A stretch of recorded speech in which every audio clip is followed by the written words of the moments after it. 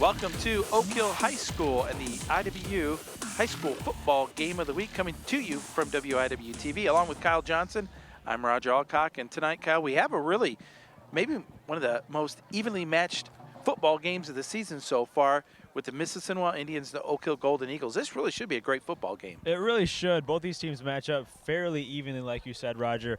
Similar playing styles, physical at the line of scrimmage, and it'll be a fun game to watch. For Oak Hill, we're really looking to see whether or not Joel Durkis can get back on track. He was injured early in the season. They tried to get him back in last week against Oak Hill, but he was limited in action.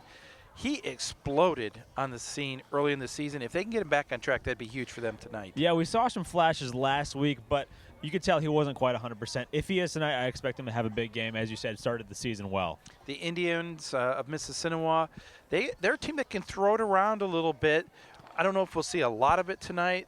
Windy conditions a little bit, but if they do, they need to be effective with it. That's the biggest key for the Indians, I think, is how well can they throw the ball? How well can Cade McCoy get the ball downfield? If they can do it well, I give them a chance to win this game. Yeah, on the road tonight for the Indians here. It's homecoming. Two evenly matched teams that we talked about. Some guys in the trenches going at it. These kinds of games, usually a big play or maybe turnovers can be the key in a football game like this. Yeah, turnovers, and especially, like you said, in the trenches, the line of scrimmage is going to be key for both teams. Who wears down, potentially maybe fourth quarter could play a big factor in the trenches. Well, this should be a hyped-up crowd for homecoming at Oak Hill, and we're excited to bring it to you. Toe will meet leather when we kick this one off right after this on the High School Football Game of the Week. Here on Crossroads, we tell the stories of people and places that make Grant County a community. Remember to visit us at WIWUTV.com, where you can connect with Crossroads 24/7. Catch up on past stories and send us a few of your own. And be sure to follow us on Twitter and Facebook for a behind-the-scenes look at upcoming episodes. WIWUTV.com. We are Grant County.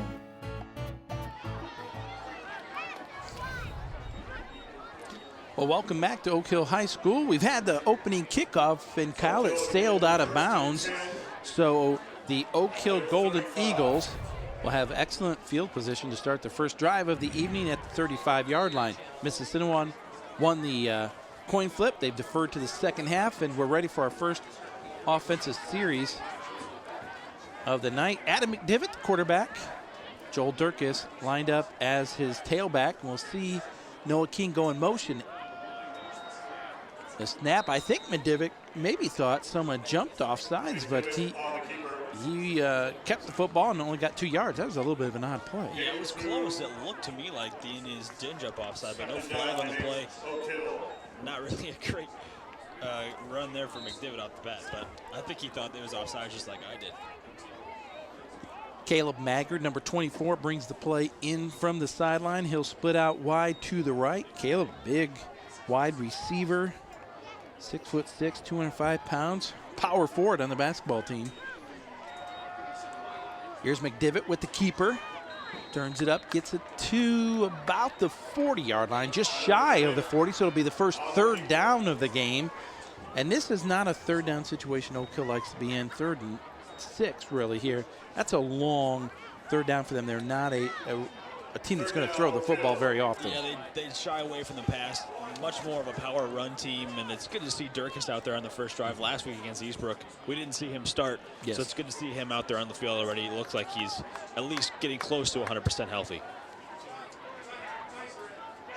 Oak Hill lines up in an I formation.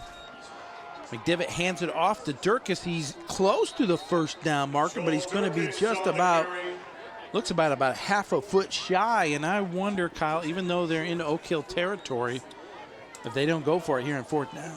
Yeah, that is a couple inches between them. Here's a replay. Good to see Durkis get his first carry, and good swarm there, but the defense is shutting them down, but it looks like they will go for it here on 4th down. Saw McDivitt kind of on that read option play there. Reading the defensive end. Made a good decision that time.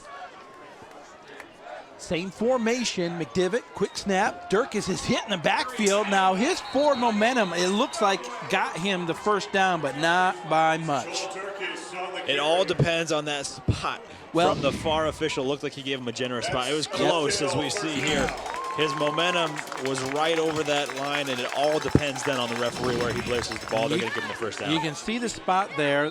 The ball was touching the 45-yard line. Since it officially started at 35, it's a first down. Yeah, don't even have to measure it because of the spot. And that's a good conversion early on for the Golden Eagles, I think, to get some momentum right off this first drive. First and 10 for the Oak Hill Golden Eagles at the 45-yard line. Durkis gets it once again. 2 yards on that carry for Durkis. Tell you what, we talked in the pregame just moments ago. Durkis had 33 carries against Eastern, 39 against Southwood, 41 carries at Frankton, 44 Alexander. I mean, he was racking up the carries and the yards. But then against Blackford, he suffered that shoulder injury, missed most of that game. He sat out against Elwood and played really limitedly against Eastbrook last week. So they're getting him back in action here early. There's Livingston right side. Can't quite get around the corner there as it stopped just shy of midfield. And so once again, it'll be third down for the Golden Eagles and another 3rd and 6. This one a long 3rd and 6. That time with Livingston, they tried the outside. They haven't done that yet in this game. Little toss, pitch action outside. And I'm really impressed so far with the Indians' defense. They have not allowed a run that's gained more than 4 yards. And they've looked good so far. Oak Hill, the better record on the field, but as you look at the stats and some common opponents, these are two very evenly matched teams. McDivitt rolling to his left, stops, throws across the middle. It's almost intercepted, but it is knocked away at the last minute. That was a Brandon Baker, I believe, knocking that one away. Intended receiver was Christian Livingston. That's a good play by Baker on defense, but that's tough when you're a right-handed quarterback rolling to your left, throwing it back across your body. There you see he had to stop, and I think that really changed his arm strength on that play, a little behind the receiver and almost nearly intercepted. And they are throwing it right into the teeth of a wind that is coming in straight from the north, blowing south across this brand new surface here. It's a beautiful facility here at Oak Hill. Boy, that turf looks nice, doesn't it? The turf, the track, and the wall across the way. Impressive looking wall, is it not? It is. That's about as close to a dome as you're going to get. Hey, at midfield. Oh, on his way now. I think that Skeens at the 20. Excuse me, the 30, now the 20. 25, 15. If I get my numbers right here, but Heisman Skeens with the big punt return. We talked about the big play.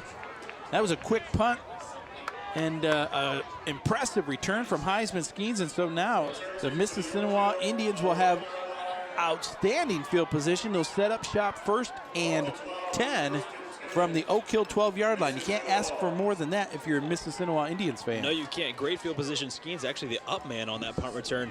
Great catch and run. The defense kind of surrounding him, but he went straight up the middle and threw a huge hole. Yeah, you said it. I mean, into that wind, he caught that punt kind of in stride and just once he broke through that initial line, he was almost gone. Here's Sharon inside the 5 and hauled down just shy of the goal line. It'll be first down and goal to go from about the half-yard line. And they're going to get up here quickly. The Indians want to score as quickly as they can. Quick snap, McCoy, quarterback keeper, and is he in? He's got to be in the end zone. He is touchdown. Finally, there's the signal. Well, 2 plays, 12 yards after the big Heisman Skeens punt return, and just like that, the Mississinewa Indians are on top of the Eagles, 6-0. Extra point to come. Joshua Walton into attempt. Boy, there's not really anybody standing on Oak Hill's sideline in the crowd. A little bit shocked, I think, but that's what special teams will do for you. Walton with a perfect extra point. And with 7:44 to go, as we take a look at the replay, Mississinewa takes the early lead, 7-0. Well, that was all set up by Skeens' return. And we mentioned offense, defense, but special teams a big key in this game as well. Well, that touchdown set up by the big Heisman Skeens return. We're going to run down to the field and check in on the Mississinewa sideline with Shaylee Clark. Yeah, well, Mississinewa just scored a touchdown, and I was talking to Coach Funk right before the game started, and he was telling me there were 3 ways that they were going to be able to win this game, and one of them was to execute offense, hold on to the football, and then tackle well. So they're doing well, and they're ready to keep the game going against their rival, Oak Hill. Back to you, Roger. All right, thank you, Shaylee Clark. And some of those things we talked about, though, tackling well, defense, working the trenches, taking care of the football, and the big play.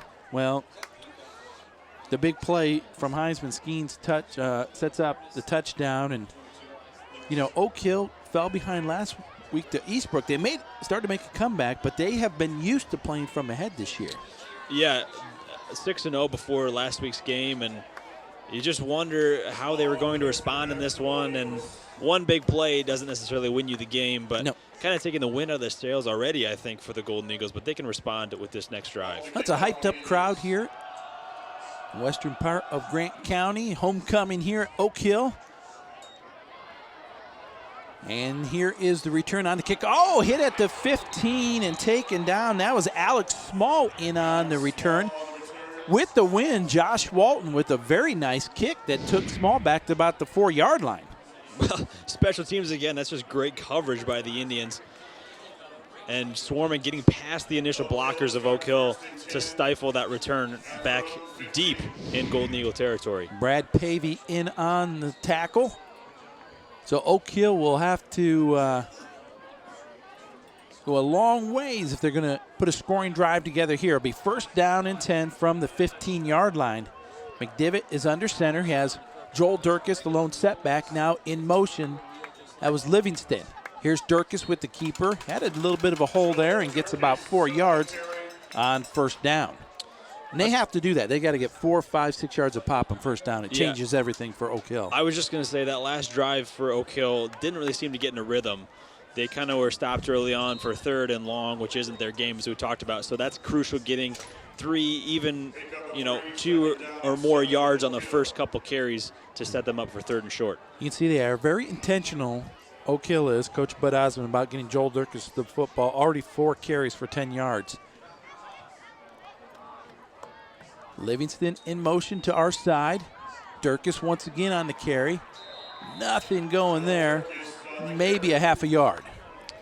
And it's again another 3rd and long. Excuse me. No, their D-line is big. They got some big guys on that defensive front. And so it'll be interesting, this cat and mouse game between Oak Hill's running offense and the defense of Mississinewa, who tries to outsmart, because up the middle so far hasn't worked for Oak Hill. Well, we saw the speed of Eastbrook on display last week. Oak Hill's pretty quick on the perimeter, but Eastbrook was very impressive. McDivitt's going to keep it. Follows his blocker, has 1st down yards and more, out across the 30 to 35, and finally brought down at the 39-yard line. A keeper there for Adam McDivitt. Their biggest gain of the football game, and it'll be a 1st down. Well, great decision by McDivitt here. That's just what Joel Durkis, Noah King will do for you. We saw the last 2 plays go up the middle. Mississinewa looking for that McDivitt, the opportunity to take it outside. Great decision to keep the ball by McDivitt. Pickup of 19 yards that time for Adam McDivitt. On his 3rd carry, he already has 24 yards. Back to Durkis, tries to spin out of one tackler. Gets about 3 yards. Durkis, as we said, has been the main ball carrier, and here we see another one of his carries. Averaging almost 200 yards a ball game. At one time, he was averaging nearly 300 yards a football game. Mississinewa's defense has looked good so far, and Durkis, hasn't done much in this game, but he can break one at any point. It's not like you stop him 3 times, you've stopped him for the entire game. He's got to get the ball 30, 35 times. McDivitt hands it off once again to Durkis. That read option, that's the scary part every once in a while, because he puts it in the belly, he's still reading, and that time you can see Durkis has to literally just take it right out of his hands. Yeah, that's the tricky part with the read option. It can work wonders with the defense catching them off guard, but you've got to make sure you secure the ball, whoever takes it, and sometimes miscommunication can lead to botched handoffs. You know, McDivitt can run the football as well. He averages 65 yards a game rushing the football, so a little bit of a 1-2 punch. Durkis once again hunting for the first down. He'll have it as he gets it right out exactly to midfield. So Oak Hill will have it 1st and 10 from the 50-yard line. This drive started back at the 15. Oak Hill needs to do something like this to respond to that opening score from Mississinewa. Yeah, Durkis again, his momentum across the line. And that's Oak Hill's game, is just running the ball. And once they start getting some rhythm, they can go outside with Livingston, inside with King, Durkis inside or outside. McDivitt can keep it. They have a lot of options, but they've got to establish the run first, which is what they're doing. Travis Davenport split way out here to the left. Hand off to Durkis this time, nothing doing, maybe about a half a yard. And we saw that one pass from the Golden Eagles. But that's the double-edged sword with having a great running game is the defense looks for it nearly every time, and that's what the Indians are doing, and they are just waiting up that middle especially. I haven't seen a lot of outside plays yet by the Golden Eagles. They're waiting for Durkis, and when you run into a wall like that, nobody can do anything against that. 9 carries already for Joel Durkis, only 24 yards, but they'll keep feeding them football. Durkis gets it down to the 46-yard line, so again, another 3rd down. Well, it's going to be very difficult for Oak Hill or Mississinewa when they're heading south to north to throw into that wind. You see Oak Hill keeping it on the ground. Yeah, we saw some really gusty conditions last week. Not quite as bad this week, but still that wind is a factor. And it's hitting Oak Hill in the face right now. Straight drop, throwing it to the sideline, caught by Maggart, spins, has the first down, inside the 35, and knocked out of bounds right at the 31-yard line. That was a nice, quick, impressive play. Happened quickly, sharp pass, and first down. Yeah, man coverage from Mississinewa because, again, the run has been what Oak Hill has been going to, and that's just Maggart, a big kid, 6'6". You mentioned he played basketball. They're playing off coverage, and he's just wide open across the first down. Tough to bring down a guy that size. Finally run out of bounds after a gain of 15 yards by Cameron Baker, but it's first down for Oak Hill. Ball at the 31-yard line. This drive started back at the Oak Hill 15. McDivitt with the keeper. Falls forward after a short gain, taken down by Brad Pavey. And we're already under 3 minutes here in the first quarter. Ole Miss had the ball a little bit because of that great return, but other than that, Oak Hill's had the football, and that is their game too, clock management. They've owned the time of possession, if that matters. Well, there's a timeout now called by Mississinewa. Oak Hill putting together a pretty impressive drive here. That was the last play, was their 10th play of the drive. Started out at the 15-yard line. They've moved it down to the Mississinewa, let's say about the 28-yard line, where it's 2nd down and 7. Well, that's just the thing with the run game, and even with it, when it looks like Oak Hill's only getting 2-3 yards a carry, if they keep getting first downs, that defense starts to get tired. They're playing physical football, and that's going to wear out this defense. That's the timeout we see. We're going to go down to the field and check in with Tim Tedeschi on the Oak Hill sideline. Thanks, Roger. I talked to head coach Bud Osmond of the Oak Hill Golden Eagles before the game, and he said he was pleased with how the Golden Eagles respond during practice this week. He said the loss to Eastbrook last week was a big eye-opener for the team, and they really responded well. They're responding well on this drive as well. After they gave up that touchdown, Joel Durkis came to the sideline and encouraged his team to focus. He said the game is what matters, and they are responding well now. Back to you, Roger. All right, thank you, Tim. Good to have Tim down there on the Oak Hill sideline and Shaylee Clark on Mississinewa sideline. We'll be checking in with them throughout the football game. Well, it's 2nd down and 7 now here for Oak Hill. I formation. Here's the pitch to Livingston, working the right side. He's hemmed in. Not much running room there at all. In fact, probably no gain on that play. That's the same play to Livingston on the outside, and Mississinewa looks prepared for that too. They've stifled the run on the inside, and now we see the pitch outside. That's just good job staying in their gaps by the Indians defense, not allowing Livingston to the outside. Cameron Baker in on the stop there. Doing a good job stretching that out. They're going to, Livingston not much running room in there. Maybe next time we'll see it. We'll look to see if he turns it up.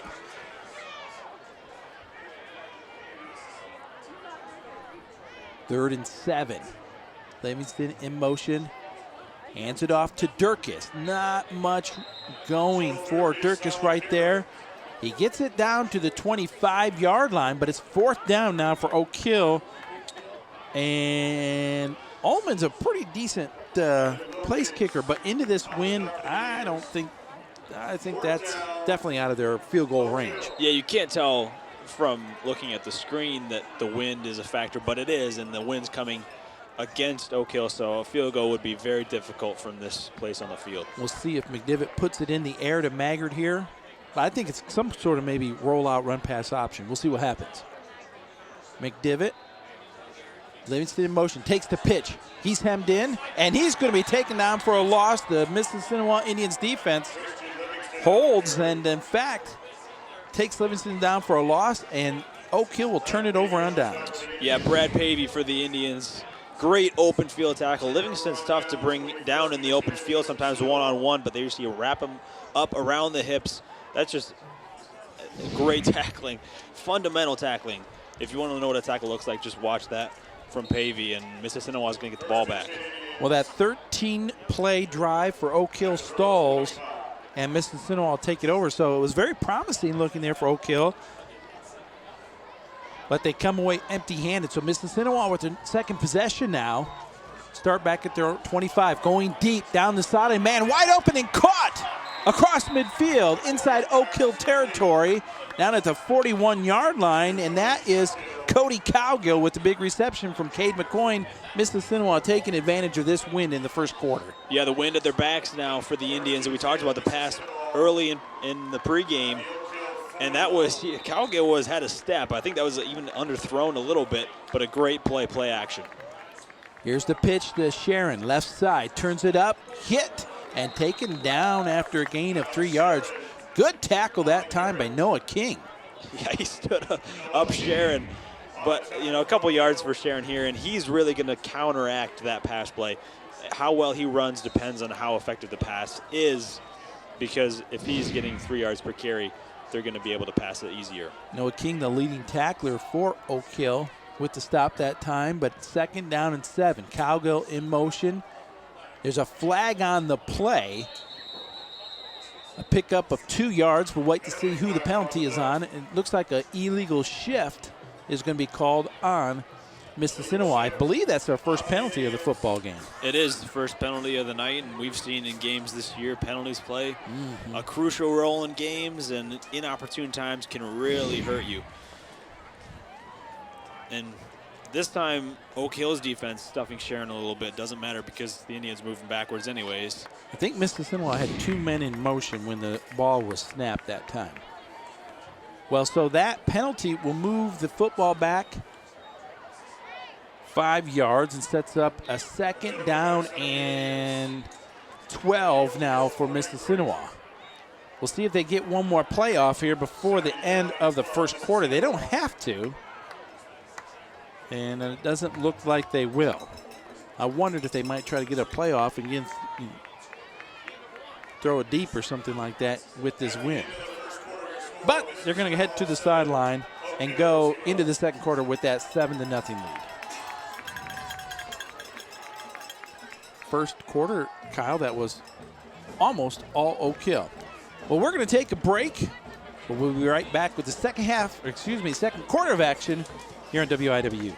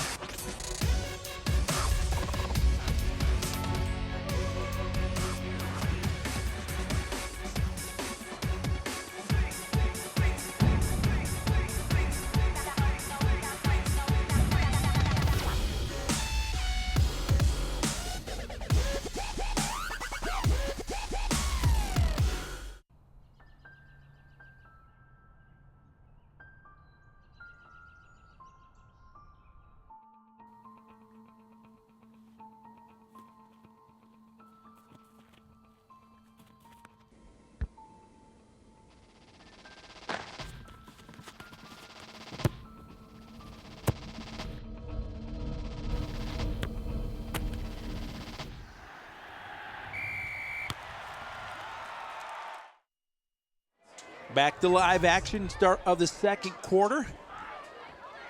Second down and 12. Handoff to Sharon, hit in the backfield, and he's going to lose a couple more yards that time for Oak Hill. And on the tackle, Nick Barnett, and I'm not sure who else was in there for the Golden Eagles. We'll take a look here. 68, Blaney Harrison, getting past his block, and great effort there to stuff Sharon before he'd get back to the line of scrimmage. We actually saw McCoy try a hard count that time. It didn't work, but. So now it's 3rd and 13 for the first time. We'll see McCoy back in the shotgun. He'll roll to the right. Has plenty of time, throws on the run. Has his man Cowgill just off his fingertips. Had he caught it, he'd have been short of the first down, Kyle, but it would have been a much more attemptable 4th down play. Yeah, I think Cowgill had a step on the outside of the field. McCoy just leads him a little bit too much. There you see he was open, and I think if he would have caught that in stride, been able to turn the corner and get the first down, it dropped it anyways, but a good stand by the Golden Eagles defense to get the ball back. Gabriel Rett in to kick this one away for Mississinewa. Gets a good snap. Pretty good kick against this wind. It's going to hit at the 18, but takes some Oak Hill bounce back across the 20, and it is down at the 24-yard line. Yeah, and that drive looked promising for the Indians, but that penalty really hurt their momentum, I think. And now we're back to Oak Hill having time of possession on their side. And even if they don't score every drive, they're not a quick strike team. Over time, those long drives really wear out a defense. So come 4th quarter, that could be a big key for Oak Hill. 3rd drive of the football game for the Golden Eagles. That last drive, 13 plays. They moved the ball, but came up short on the 4th down. McDivitt with the keeper. Gets out across the 30. Pick up of 5 yards and be 2nd down and 5. And that's a little bit more to Oak Hill's liking when they pick up 5 yards on 1st down. Yeah, that just an old-fashioned option play with Durkis on the outside. Had the option to pitch or keep it himself, gains 5. Again, McDivitt making good decisions with the football running-wise so far. 32 yards on 5 carries for Adam McDivitt. Hands it off inside. That time, Durkis picks up about 8 yards, 7 or 8 yards as he gets it out across the 35 to the 38-yard line, just shy of the 38. Yeah, that's what Durkis has done all season before his injury. That's what we're used to seeing from him, and starting to look like he's maybe 95%, which is good to see for Oak Hill. 1st and 10 for Oak Hill. They trail 7-0. Looking to get their first points of the football game. 10 minutes to go in the 2nd quarter. This time, Durkis working the right side, falls forward, picks up 3 yards. You very rarely see Joel Durkis, when he's hit, go backwards. He's almost always falling forwards, picking up that extra yard. Yeah, this time he gets yards after contact, even though it was only a few. He had a chance, Mississinewa did, to get him in the backfield, but just his legs kept churning. His momentum carried him forward, and he's tough to bring down when he gets a full head of steam. And this Mississinewa defense, though, is moving well to the football as a team. You see a good gang tackling there. They're playing inspired football, I think, here in the 1st half. McDivitt, inside handoff. Durkis should have enough for the 1st down. We'll wait for the spot from here. It looked like he got across the line needed for the 1st down, but we'll wait and see. Well, now a couple plays from Durkis where he's gained maybe 9 or 10 yards. And you talk about inspired defense. The Indians almost jumped off sides again. They are ready to go, but fortunate they haven't been caught yet because that was close. But the ref, no call, and Oak Hill gets the 1st down anyways. Already 14 carries for Joel Durkis. He has 47 yards. His long run was that one. 7 yards on that carry. And a good view from our sideline. 1st and 10 from Oak Hill, or for Oak Hill from the Mississinewa 48-yard line. McDivitt with the keeper, no gain on that play. Yeah, again, I've been impressed with Ole Miss's defense so far in this game. They haven't allowed too many big plays, and that will help them down the stretch. That time, big number 70, Evan Wilkins, wrapping up McDivitt fairly easily in the backfield. Yeah, the biggest play for Oak Hill was that 19-yard carry in the first half from Adam McDivitt. But other than that, this Mississinewa defense has done a pretty good job. McDivitt with the keeper. Just going to turn it upfield, dives forward across midfield to the 49-yard line. A short gain. And it'll be third down now. Yeah, Mississinewa, I think they've done their homework for Oak Hill's defense. Oak Hill is just going to run the ball probably 80% of the time, maybe 90% of the time. And they're doing a good job of not just attacking the ball carrier. They're looking for those option plays. They're staying in their gaps. They're not letting Oak Hill get a lot of options. McDivitt has Maggard wide to the left. He's going to throw that way. Has Maggard. First down. He breaks the tackle. 30, the 25. Still on his feet at the 20. And finally run out of bounds at the 15-yard line. The big wideout, Caleb Maggard. We said he's about 6'5". And he's a strong 6'5", and he shucked a couple tacklers right off and got the big play for Oak Hill. There is a flag, but that's the same play we saw earlier from Maggard, just that curl route on the outside. That time the defensive back, I don't know if he was looking for the interception or the tackle, just misses him, and a big gain after the catch. Now Oak Hill's walking back. I wonder if they're getting Maggard for some kind of contact to a clip call. Now, depending where the penalty was and where they march it back from it, we'll just have to wait and see. Good coach there, review of Coach Bud Osmond. He would like an explanation. Yeah, I didn't see anything that really caught my eye, and they're going to be gaining yardage because the penalty was after the catch and a little bit of the run, so it doesn't necessarily hurt Oak Hill too much. But a good play call by the Golden Eagles. I like that call. Same curl route to Maggard on the outside has been effective both times they've run it. Well, it was a big pickup on the play down to the, the 18-yard line. Now it's going to be moved back to the about the 31, where it will be 1st and 10 for Oak Hill at the 31-yard line. So we talked about the pass for Mississinewa, but so far Oak Hill has utilized their passing game when they've needed to, and it's gotten them big yards.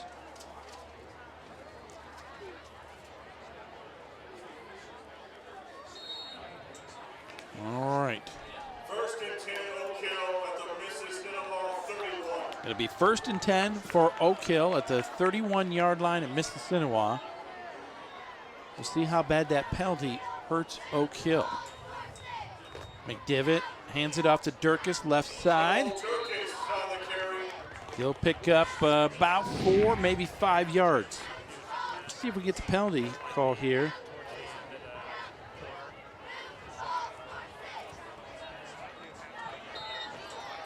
Oh, that was a call on Noah King, but looked like he was pushed. I have no idea I think he how was that's against Oak Hill. pushed in the back.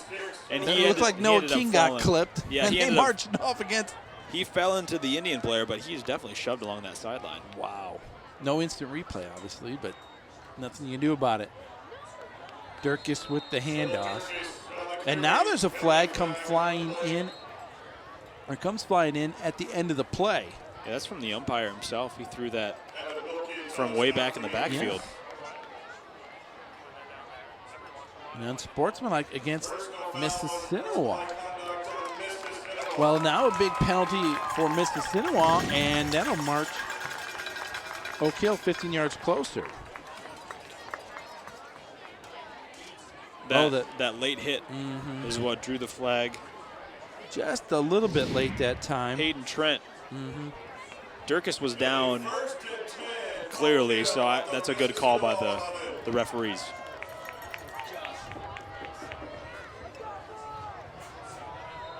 Well, now for Oak Hill.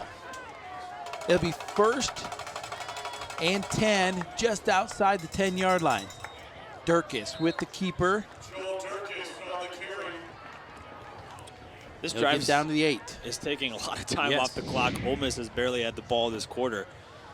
That's just what Oak Hill does. Durkis again up the middle, only 2 or 3 yards, but after 10 of those, the defense is tired bringing Durkis to the ground. 9 plays on this drive already for Oak Hill. They've marched it down the field. This drive started back about the 22-yard line.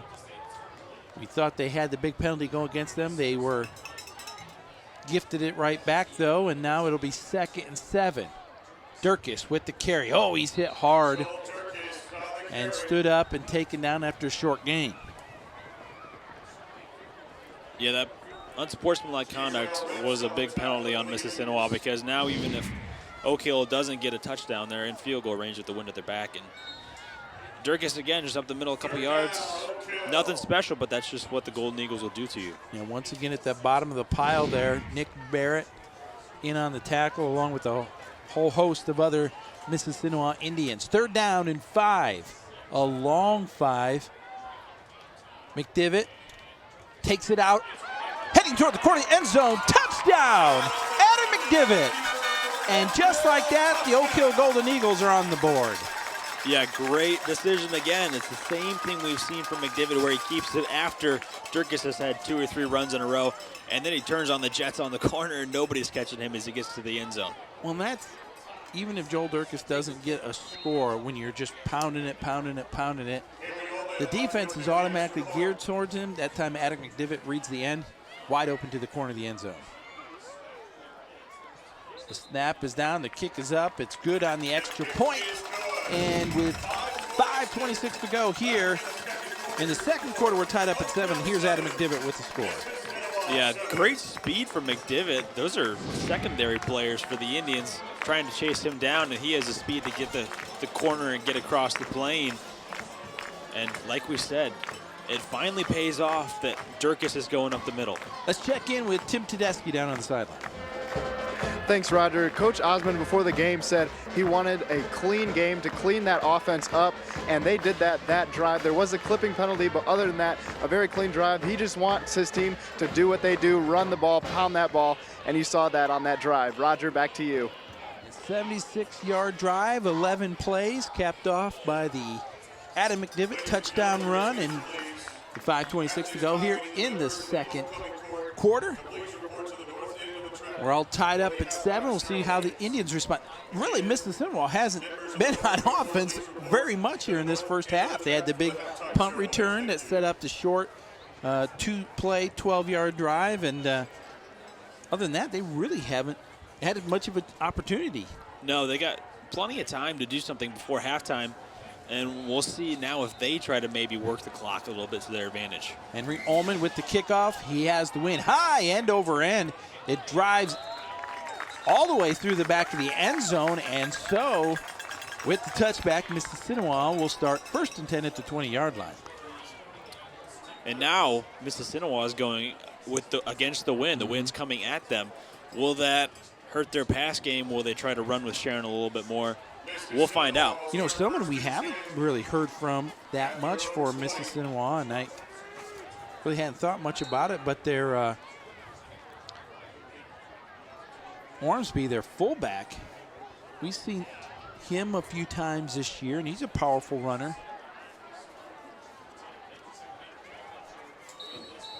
And that was a false start on Mississinewa, not a way to start this drive. No, another penalty. We saw that last drive where they had something going, and the penalty really hurt them. And now, to start this drive, a penalty is not what you want to have happen. Talked about Ormsby, number 7, as we take a look at the replay here. And that shift got Mississinewa to jump, but Ormsby, number 7, the fullback, 55 carries this year, 350 yards, averaging 50 yards a game. Here's a big hole for Sharon. He has some speed. He gets out across the 20 to the 25-yard line. A gain of 10 yards that time for Alex Sharon, and he gets those yards plus back for Mississinewa.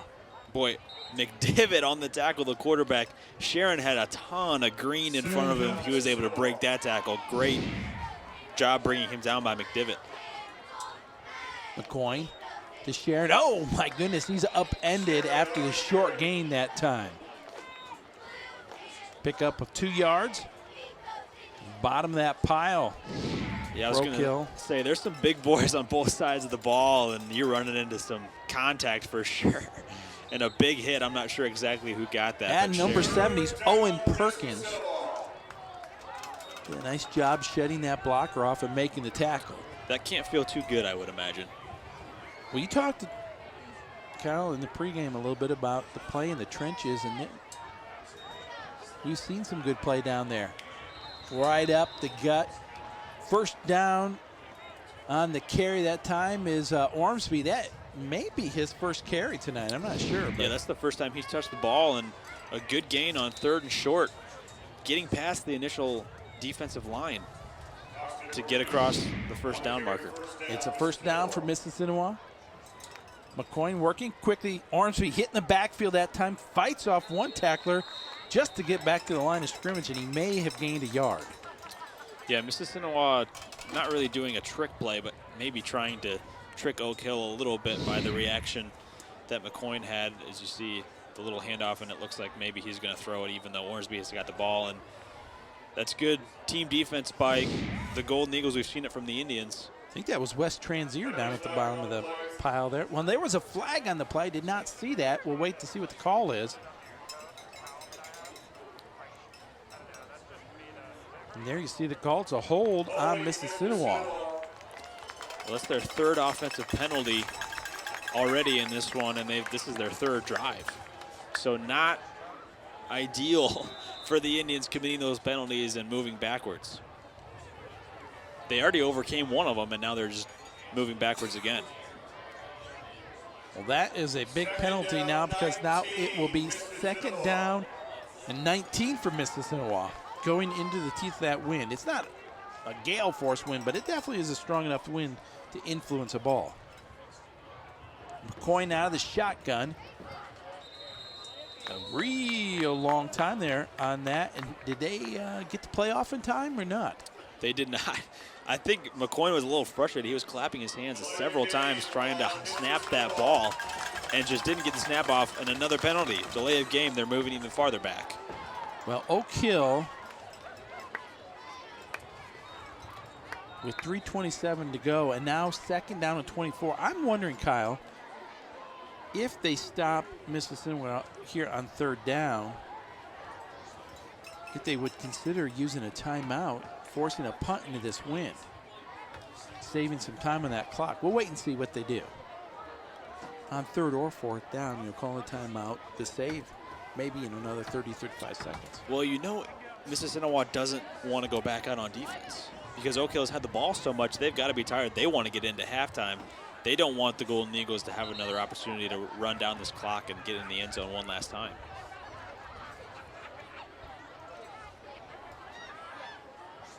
We see the ref saying, holding up one finger. I'm not sure if that means first down. It looks like they have changed, and it'll be first down. He's saying it's first down with the penalties. I'll be honest, I lost track. So it's going to be 1st and 24. Sharon, right side, gets a little bit of a gain. Out across the 20 to the 25, maybe the 26. I think that was actually Heisman Skeens. Oh, was it? Oh, wait and see. Let's see. Get a look on the replay. Yeah, it was Skeens lined up in the backfield. He's a good alternative to Sharon because he's so quick. We saw that punt return earlier. He had it broke loose almost. Yep. Or was that 20? Was that 21 or was that? That was Skeens. Was it 27? That was Skeens. All right. If you say so, Kyle. I'm fairly Here's the certain. pitch back. Skeens once again across the 30. Slips out of one tackle, almost another. Christian Livingston with the arm tackle brings him down. But a nice gainer that time for Skeens. I don't like the 21 on his back. It looks like a 7. Yeah, but that is it is Skeens. difficult to tell. That was Skeens again. Second play in a row, this time the opposite side of the field. And now, all of a sudden, a manageable third down. We weren't sure what happened on those penalties, but now it's 3rd down and 8, and they can convert this with the pass. So pretty good blocking up front on that left side for Mississinewa. Trevor Westling leading the way. 3rd and 8. Cowgill goes in motion to the right, and another whistle. A timeout is going to be called by Kurt Funk, the head coach from Mississinewa. That's their 2nd timeout. We saw them take one earlier on defense, so they got one remaining. Want to make sure they get this play call right for the best chance to convert this 3rd down and not give Oak Hill the ball with 2 minutes to go. Well, interesting change of pace there for Mississinewa. When they had it 1st and 24, they changed some things up, put their wideout Heisman Skeens in the backfield. He's a pretty shifty runner, and he's gotten them in a pretty manageable situation here. Well, Wildcat Week comes to you weeknights at 7:30 p.m. on WIW-TV. And also watch it streaming on WIWTV.com. Another season of Wildcat Week underway. Yeah. I took your place for the first show. I filled in for you. But you're going to be back as the full-time host next week. Well, Kyle, we appreciate you filling in. We had about 900 grandparents on campus today, and yesterday was a little busy getting ready for those folks. I can imagine. I always got your back if you need me to fill in, but we want you to be the star of the show. Well, basketball, Wildcat basketball will be coming up before we know it here on WIW-TV, and looking forward to some great basketball action from both our men and women this season, and should be a great year. Coach Tanago says this is the strongest, physically strongest team he's had in years, so it should be fun to watch. And again, the Lady Wildcats will be a deep squad as well. McCoyne rolling out to his right. He's going to tuck it and run. He's near the 1st down, and he's got the 1st down across the 45 out to the 46.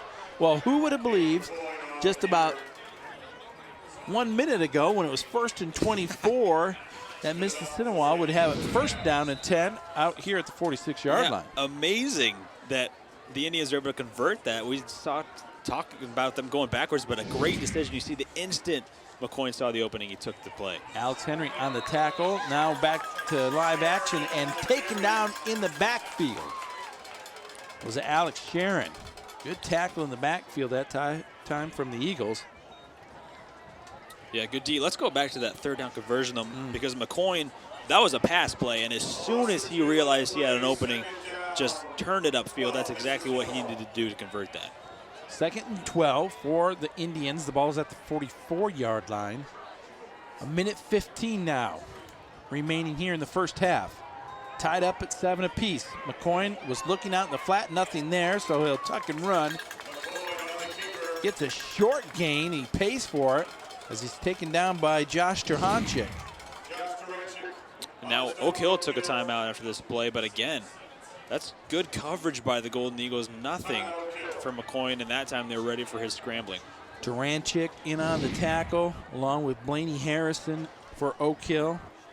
And now Oak Hill with 1:05, and Mississinewa facing a 3rd down. It'll be an Oak Hill timeout. Let's check in with Shaylee Clark. I just spoke with assistant coach Richards. He said the team has really got to work on penalties, and that's what they're going to be talking about when they go into the locker room for halftime. Also, he says that the team wants to win. The offense has got to get fired up. Other than that, he said defense is great, and they're hopeful for the rest of the game. Back to you, Roger. Thank you very much, Shaylee Clark. I think she hit the nail on the head. The offense has looked out of rhythm, out of sync with the penalties. The defense for Mississinewa has played a great game so far. Well, it's 3rd down and 11 for Mississinewa. 1:05 remaining here in the quarter. Oak Hill had called a timeout. Kind of what we talked about just a few minutes ago when we thought it was 2nd down. Everyone thought it was 2nd down until the official corrected us. But we thought, would Oak Hill take a timeout, maybe take advantage of this win? A little bit different situation right now, but we'll see if the Oak Hill defense can get a stop here. If they do, I'm sure they'll call another timeout. McCoyne back in the shotgun.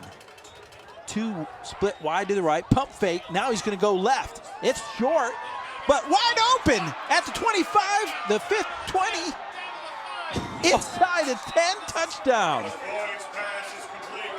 Who was that? That was Retz, Gabriel Yeah, Retz. Gabe Retz. Retz just runs a post route. Yeah. They had deep routes on the outside. Looked like the ball was underthrown, and then Retz comes out of nowhere on that post route. It turns out a great throw from McCoy because Retz had a step on the defender, and he takes it in. Well, I'll be honest, I was looking at the wrong receiver, and I thought that pass was going to be underthrown, and then Retz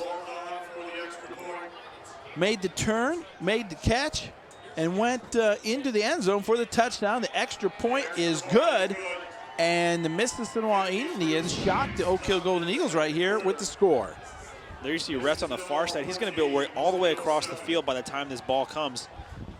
And a great catch, and the other cornerback on the outside just falls down, and that leaves nothing but grass, or I should say turf, for Retz. And that is a phenomenal throw into the wind. Made it look easy, did McCoy. Well, just like that, Mississinewa takes back the lead 14-7 on the big pass play from McCoy to Retz, and about 52 yards in that pass. 10 plays, 80 yards. And Mississinewa back on top. Well, you briefly mentioned, Roger, in the pregame, big plays. Mississinewa has 2, the punt return and that play, and both have led to points. Isn't that the crazy thing sometimes about football? Oak Hill owns time of possession here in the first half, and yet they trail 14-7. Well, they'll get the football back one more time here as Josh Walton in to kick it off for Mississinewa. There you see Livingston and Alex Small back there for Oak Hill to return their weight about the 15-yard line for it. Well, they've got 2 timeouts, so 53 seconds is doable, maybe even get in field position with the wind at their backs. Walton steps up, end over end kick is short, and you just see the wind carry it. Ball's on the ground, picked up, and taken down hard that time on the carry. That was Reed Newhouse with the return, but only at the 25, 26-yard line for Oak Hill.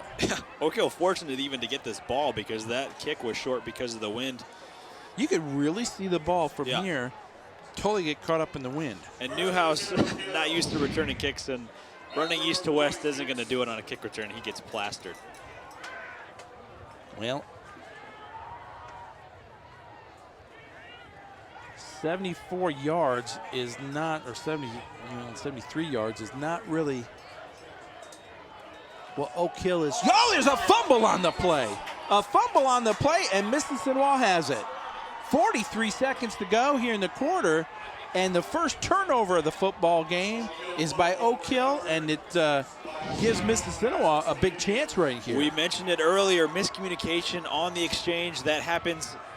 Even if it happened one time, it can affect the game. And it looked like Mississinewa was maybe even self-destructing with the penalties on offense. Now all of a sudden, Oak Hill giving up that big pass play and then fumbling on the very next play. Well, Mississinewa will have it 1st and 10 from the 27-yard line. And now Oak Hill wants a timeout. They want to talk this one over. Man, how quickly things can change. Oak Hill rallying, responding, tying the game at 7. Ole Miss struggling with penalties on offense. All of a sudden, one play, they're up 14-7. And then Oak Hill just a little bit of a miscommunication between Durkis and McDivitt. And they give the ball right back to the Indians. You know, if you would have told me, not knowing what the score is, who the players are, that one team had 8 first downs, the other team had 3. One team had driven the ball multiple more yards. One team had possessed the ball probably about three times as much as the other. I'd say, well, sure, that first team's in the lead. No, Oak Hill's that first team, and right now they are trailing 14-7. 8 first downs for Oak Hill. Mississinewa only has 3. We don't keep time of possession here, but clearly Oak Hill has owned that. But that turnover right there is a killer, and giving up what you talked about a minute ago, those big plays. Wow. Yeah, we talked about keys. Mississinewa's defense has stepped up, and the pass play has worked. The play of McCoy through the air has been fantastic. McCoy, play action, throwing it towards Cowgill, right side. He has it inside the 10, inside the 5. And he's out of bounds at the 1 yard, maybe 2 or 1 yard line. Oh my goodness. And they're going quickly here now. Hurry up offense. McCoy, keeper. I think he's just shy. They have not given a touchdown signal yet. In fact, it's being marked short. Well, the clock is running, and they've got one timeout. They need to be smart about how they use this. If you don't get in the end zone, all of a sudden you're talking about a field goal with. What a huge play right here. You get a view right down the sideline. Another quarterback sneak touchdown. 9 seconds remain in the second quarter, and Mississinewa, within less than a minute, took a tie ball game, and it's now 20-7. Well, at the 2-minute mark, remember, it was 3rd and long. Yeah.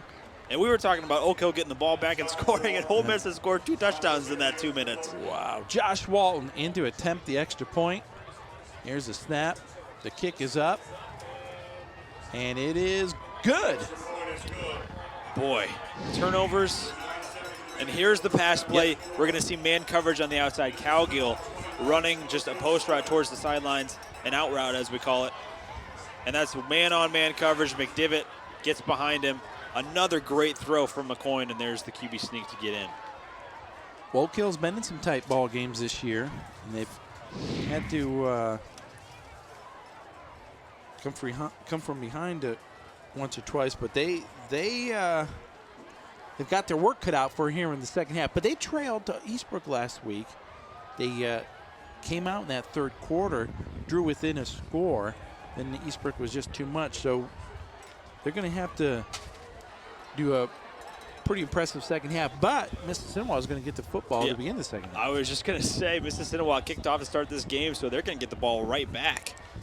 Well, this big homecoming crowd here at Oak Hill is really stunned of what's happened in just the last couple minutes. I mean, everybody is. I'm speechless at what the Indians have just done, and that's not something you see a lot in these types of conditions for high school football. That is rare to score 14 points in 2 minutes' time. We really didn't think anybody was going to do it by throwing from the south to the north tonight, but that's what Mississinewa has done. Short kick, taken left side, out to the 35-yard line for the Golden Eagles. 4.9 seconds to go. They'll have one play. I don't think anyone on the roster can throw the ball 60 yards, but we'll see what Oak Hill decides to do here. Yeah, they see the replay of the return, and I don't know what you would do if you were Oak Hill in this situation. 5 seconds, you can't do much, and you could take a shot maybe with McDivitt downfield, and the worst thing that could happen is an interception, and hopefully you bring the defender down if that happens. But, yeah, talk about demoralizing. 14 points in 2 minutes right before halftime, nonetheless. Speaking of halftime, take a break. We'll be back with some highlights, some stats here from the first half. I am just stunned at what Mississinewa has done. Great shot of this facility here at Oak Hill. Really, this is a gorgeous new facility with the turf, and the track is new as well. See the visitor sideline there with 1st and 10 Oak Hill at their 36. Well, it's 1st and 10, Oak Hill, 36-yard line. McDivitt will roll, throws it across the middle. He's looking across the middle, and it was almost intercepted. Well, now there's a late flag as he was looking for Livingston. Heisman Skeens was in on the coverage. Yeah, ball was underthrown. In fact, it was nearly picked up. Skeens was all over Christian Livingston. Definitely would be pass interference. Yeah. Livingston almost brought it in. I mean, it looked like he had a chance. That was nearly one of those crazy plays where it goes through someone's hands into the hands of the intended receiver. Let's see if we can get a look at it here. Yeah, good throw from McDivitt with the wind at his back. And Livingston, that hit his hands, and there was maybe one guy between him and the goal line, even with Skeens interfering that pass. Well, there's no time left on the clock, but Oak Hill will get another play, obviously, with the penalty. The ball's at the 49-yard line. Hey, we've seen some crazy things tonight. Let's see what happens here. McDivitt has 3 wideouts to his left. He's going to go to the right. Caleb Maggard has it knocked away, incomplete, and that is indeed the end of the first half. Well, the teams will head to their respective locker rooms with Mississinewa up on top of the Golden Eagles 21-7 here at Oak Hill. And again, with about, under 2 minutes to go, this was a 7-7 football game. Yeah, the landscape of this game has changed dramatically in the last 2 minutes. Well, it's a homecoming night here at Oak Hill, but a stunned crowd looking to get this team fired up, and maybe the halftime festivities will do that for them. Yeah, really not a bad game, though. No. They just had a couple of things not go their way. Well, we're going to take a break. Come back with a lot more. You're watching the high school football game of the week here on WIWTV and WIWTV.com. Here on Crossroads, we tell the stories of people and places that make Grand County a community. Remember to visit us at WIWTV.com, where you can connect with Crossroads 24/7. Catch up on past stories and send us a few of your own. And be sure to follow us on Twitter and Facebook for a behind-the-scenes look at upcoming episodes. WIWTV.com. We are Grand County.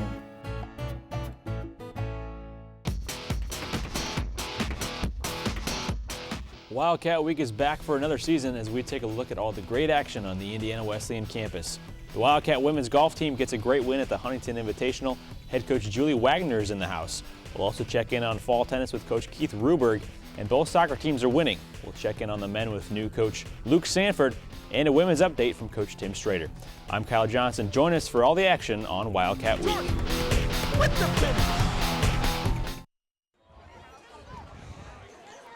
Welcome back to Oak Hill High School. Along with Kyle Johnson, I'm Roger Alcock. And at the half, the Mississinewa Indians are on top of the Golden Eagles of Oak Hill 21-7, a game that the big play has certainly been the friend for Mississinewa.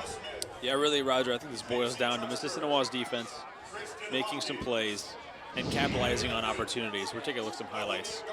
And the first touchdown, Cade McCoy. Yeah, Cade McCoy, two plays, 12 yards, set up by the big punt return from Heisman Skeens. Yeah, that was a big play. Right off the bat, Heisman Skeens, that punt return set up this first touchdown. And then Oak Hill able to respond with some big plays of their own and driving down the field. This pass play from McDivitt. To Caleb Maggard, where he got the big play here. There was a penalty after. Still there was shocked. I have no idea. Noah King was blocked from behind, and he gets called for a clip, but official obviously didn't see the first hit. But this was the shocking play that set up a touchdown, McCoy to Cowgill. Yeah, that set up the last touchdown. That was after the original long pass play to go up 14-7 for the Indians, and then they get the turnover at the very next play offensively from Oak Hill and capitalize there by punching it in again. Take a look at the first half stats. 115 yards passing for Mississinewa. Again, a couple big plays in the midst there. Rushing yards, you see a big advantage for Oak Hill. That gives them that time of possession advantage. But overall yards, obviously, in favor of Mississinewa. 172 yards in the first half. First downs, 8 first downs for Oak Hill. Only 5 for Mississinewa, but we don't see the big plays in that, clearly. Oak Hill with that big fumble. That one turnover, though, has just been, that was a killer setting up that third and final touchdown for Mississinewa. Well, that was a huge turnover there. Yeah, killer is right because Mississinewa already scored under a minute to play to go up 14-7 at the half. And then one botched exchange between McDivitt and Durkis. And all of a sudden, Mississinewa scores again right before half. We're going to go down to the field, and once again, we're going to check in with Tim Tedeschi on that Oak Hill sideline. Thanks, Roger. I talked to Oak Hill assistant coach Chad McCorkle at halftime, and he said Mississinewa really isn't doing anything they didn't expect on the offensive side. The defense just needs to stay disciplined, recognize the formations, and execute. He said this is a big drive. Mississinewa will receive the kickoff, and they really need to make a stop to try to cut this game to a 7-point game, get the ball back for their offense. We'll send it over to Shaylee Clark for an update on Mississinewa side. Thanks, Tim. I just got done talking with assistant coach Eric Richards, and he was telling me that first half was really a gift. They had a big lead going into halftime, but they still needed to talk about penalties. So they really worked on that. They also talked about how they need to come out and explode. And if they do come out and explode, then they're going to have a great second half. So they're ready for the second half. Back to you, Roger. All right, thank you, Tim and Shaylee. Now getting ready to kick it off here. Henry Ullman for Oak Hill. He'll be kicking with the win. Of course, that earlier kickoff he had went through the end zone. Cody Cowgill deep. That kick not quite as far, but it hits at the 10, rolls through the end zone. It'll be another touchback. Yeah, going back to what Tim said right just before they kick the ball off, and I think defense really needs to be a focus for Oak Hill now. They've given up a couple big plays, yes, down 21-7, but if the defense can make stops and get their offense back the ball, they're a methodical offense. They can take time off the clock and score. They just have to stop those big plays from happening. Well, Mississinewa will have their first possession of the second half. 1st and 10 at the 20-yard line. Cade McCoy, who had the big first half, under center, hands it off to, let's see, who was that? Was that Sharon? It was Sharon with his first carry of the second half. Nice gain, a first down of 6 yards. That's not the kind of start the Oak Hill defense wanted to have on the first down. No, it's not. And, you know, it's tough to tell what Mississinewa's game plan is because they haven't had the ball that much, but they've been able to have big plays. And I think they're going to try to establish the run game here offensively. It really helps with the passing game, and that has been outstanding so far, as we saw in the first half. Well, Sharon only had 6 carries in the first half. He's carried the football twice now in the first 2 plays here in the second half. It'll be 3rd down and about a yard to go for the first down. So offensive line for Mississinewa has done a good job protecting McCoy. And here's a big hole. Ormsby still on his feet. Cross midfield inside the 40 and down to the 37-yard line. We talked about Ormby a little bit earlier in this game, and he has the big pickup of 33 yards on that carry. Yeah, Oak Hill was looking for that short run, and they had a lot of guys along the line of scrimmage. One little hole, and all of a sudden in the second level, there's not a lot of people there to stop Ormsby. 1st and 10 for Mississinewa. A score here by the Indians would really put the hurt on Oak Hill. Sharon with the carry. Here's a replay, and you're going to see they have so many defensive linemen in that once Ormsby gets past that initial line of scrimmage, there's no linebacker there to tackle him, and he's got plenty of space to run, and that's exactly what he did. Good job by that offensive line from Mississinewa. Shiloh Mast, Cody Hensley, Evan Wilkins, Trevor Wesley, and Hayden Trent. Don't hear a lot from those kind of guys, but they've done a good job here in this game. Inside handoff, Ormsby breaks a tackle. And he's hit at the 30-yard line where he goes down there. It'll be 3rd down. About 4 yards to go for the first down. Ole Miss hasn't thrown the ball yet. We saw them have 115 yards in the first half. That was really key for them, and now they're dominating the line of scrimmage on the run. Officially, it'll be 3rd and 3 for Mississinewa, but it's a long 3 here. McCoy with the handoff. Sharon, he's going to have the first down and a couple yards more as he gets it inside the 26, right down to the 25-yard line. And Mississinewa right now on the march. Well, Mississinewa has executed so well offensively so far in this game. Not a lot of mistakes other than the penalties, which Shaylee pointed out. It's kind of, you can easily overlook those because of the big plays they've had. But other than the penalties, not a lot of mistakes from the Indians. And Oak Hill, not what they wanted to do this first drive defensively. Cody Cowgill in motion to the right. Here's Alex Sharon with another carry. Gets a couple yards inside the 25 down to the 24-yard line. Noah King on the stop for Oak Hill. Noah King in on the tackle there for Oak Hill. Yeah, second and long, and this is an opportunity now that they've stopped Sharon a little bit short here to maybe set up a third down and long and get Mississinewa off the field. For Mississinewa. Oak Hill defense needs a big play here along the way. Sharon with the carry. Sharon on the carry. It's it down to the 20-yard line. It'll be third down now. And 5 to go for the first. You got to think with this wind, and this is a good run finding the hole there, good quickness and lateral movement from Sharon to find that hole and run through it. But the wind, I don't know if this is even a makeable field goal, so this might be 4-down territory. Reminds me a little bit of the first Oak Hill drive where they got about down to near the 20, then the drive stalled. Ormby that time is hit and taken down. No gain on the play. Taranchik in on the tackle. And now we'll see what Mississinewa does. Great penetration off the line to get Ormsby in the backfield, and then just good defense swarming to the ball carrier and not letting him get past that initial hit. You know, I didn't see who was down low making that tackle. Then Taranchik came in and finished it up. McCoyne with play action rolling to his right. He's going to get the first down as he got around the corner, and he needed 5 yards. He got 6. That's so difficult as a defense when you're looking for the pass, and Retz on the outside, a block. I don't know if it was a hold, didn't get it called, but that's really what sprung McCoyne free on the outside. We're going to take a look at it here. Lush 35, Retz. That looks like a clean block, and that sprung McCoyne free. And that's so tough to see. 43 of Oak Hill. Reed Newhouse knew that he could have brought him down if he got past that block. First down carry for Alex Sharon.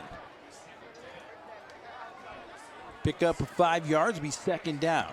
This drive started all the way back at the Mississinewa 20-yard line. Now they're going hurry up. Quarterback keeper and nowhere to go, but there's a flag on the play, and I don't think Oak Hill was able to get all their defenders off. They may have had 12 men on the field. Yeah, that was a very quick snap from the Indians, almost no huddle to get back up to the line of scrimmage. The refs discussing this a little bit. And Oak Hill players starting to back up a little bit here.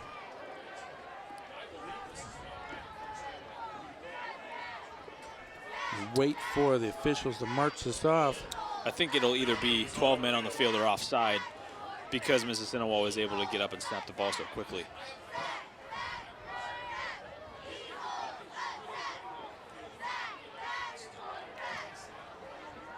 Now there's a substitution penalty call against Oak Hill. And that's, I saw the Oak Hill player who was sprinting for all he could to get out of bounds.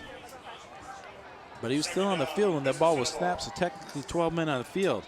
Second and short, Ormsby at the 5, into the end zone, touchdown.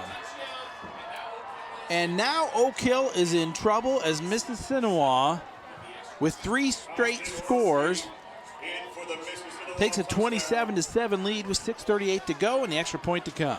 Well, we talked last week about how Oak Hill would respond, but Mississinewa is a talented team. They had maybe a questionable bad loss against Elwood, but other than that, in conference, Eastbrook's the only team that's beaten them.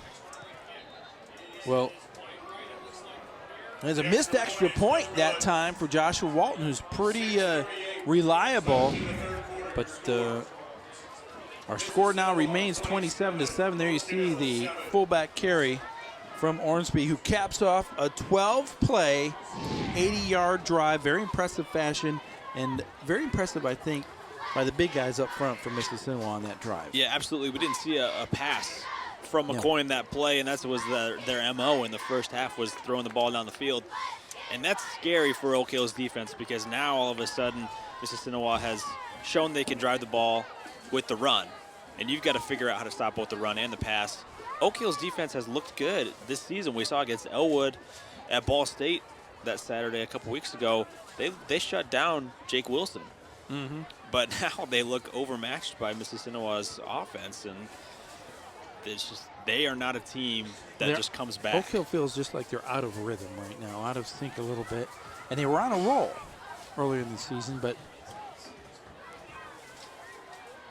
we'll wait and see what they can do. This will be their first series of the second half. They've got to come back. They got to get a score right here. Get back in this ball game. See if they can't get the crowd into it a little bit. Make something happen here.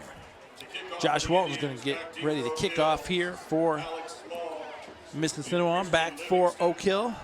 Alex Small and Christian Livingston.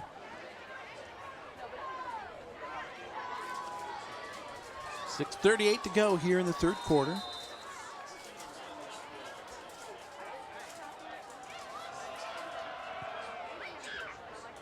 There's the kickoff. It's going to be taken by one of the up man across the 30, the 35 out to the 40, and run out of bounds at about, well, right at the 40-yard line. Not sure who got the return that time for Oak Hill, but it does give them good field position to start off this drive. They've got to capitalize. They do need a score here, and Roger, I feel that Ole Miss has come out with more pride in this game than Oak Hill, and it's Oak Hill's homecoming, and especially what happened right before the half. Just mentally, I think the Golden Eagles are suffering a little bit. McDivitt handed off to Durkis left side. Spins forward, dives forward, picks up about 6 yards on that play. It'll be 2nd down and 4. We'll see if Oak Hill can get some tempo going here and get some plays in, get up to the line of scrimmage, get some movement. Well, that's a good sign for Durkis getting about 5 yards. But we've seen a couple plays to Maggard go for big yards through the air. You wonder if Oak Hill will maybe turn to that a little bit more. Maggard split out wide to the left. Now in motion is Livingston. McDivitt's going to keep it, turns upfield in. He's hit and taken down immediately. No gain on the play. And that time, Ben Stevens in on the tackle for Mississinewa. We've seen this all game. Mississinewa against the run has been fantastic defensively. Only a couple plays where really they've been able to get solid yards on the ground. And now, I think Oak Hill has to start passing the ball a little bit more, use some play action. 3rd down and 4 for the Eagles. A long 4 here on 3rd down. McDivitt looking right, has his man bobbled but caught. 1st down by Caleb Maggard. That's the same play. That's just a curl route on the outside to Maggard that has worked 3 times for them. I would keep running that play, not over and over, but it has worked and almost dropped, but Maggard able to corral that ball and get the 1st down. Oak Hill gets into Mississinewa territory. 5 minutes and 5 seconds remain here in the 3rd quarter. McDivitt has Livingston and Maggard wide to the left. Hand off to Durkis. Big hole that time. Puts his head down. Gets it down to the 41-yard line. So on 1st down, a gain of about 7 yards for Joel Durkis. And Durkis has yet to break a huge run, but this certainly doesn't hurt when you're getting about 8 yards a carry. And if he does break free, all of a sudden you're talking about a different ball game. 76 yards now for Durkis. That was his 20th carry. Same formation here for Oak Hill. Inside handoff. Livingston has a big hole. Turns it up at the 35. Has the 1st down as he gets it down to the Mississinewa 34-yard line. I like that play call. A little misdirection with Livingston towards the outside. First time we've seen this play. Yeah, and McDivitt, again, that's a design play to Livingston. A little bit of a counter play to go against the defense. I like that play call. 1st and 10 for Oak Hill as we approach the 4-minute mark of the 3rd quarter. They desperately need a score here. Durkis takes the handoff, turns it upfield, gets about 3 yards on that carry, make it 2nd and 7. Mississinewa burned some of that clock on that first drive of the second half, and we're under 4 minutes in the third quarter, and 20 points down is tough for any team to come back. But Oak Hill's game, they've got to start trying to move the ball a little bit quicker. Well, all of a sudden, you know, you're not going to go from a team that puts it on the ground and pounds it out to spread offense is going to throw it up 80 times a game, but they can see if they can't get plays off quickly. Here is the McDivitt pass to Christian Livingston. It is first down for Oak Hill as he gets it inside the 25 to the 23.